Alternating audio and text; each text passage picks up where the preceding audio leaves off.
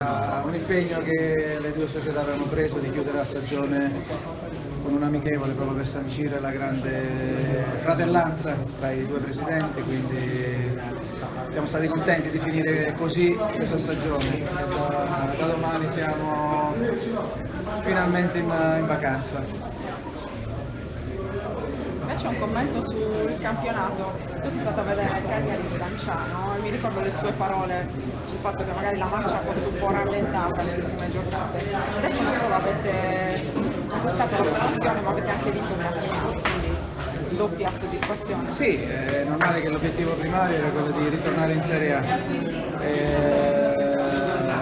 Raggiunto quello, mancavano ancora 2 gare. Abbiamo provato a vincerle tutte e due per cercare di arrivare primi.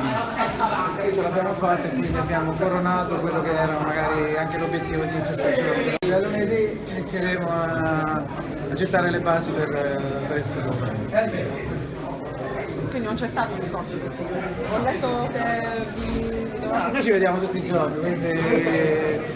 però abbiamo parlato d'altro e non di strategie di mercato, perché ripeto, lunedì ci incontreremo e inizieremo a parlare della cosa. Abbiamo visto in tutti entrare e fare un non è che ci hai ripensato di mollare la panchina e riprendere a giocare. Purtroppo non si può tornare indietro, a parte gli scherzi. Da calciatore mi sono tolto le mie soddisfazioni, era giusto onorare Daniele Conti. Se l'ha fatto molto bene. Anche fare un gol di pregevole fortuna. E quindi anche perché la cornice meritava anche un gol di quel genere.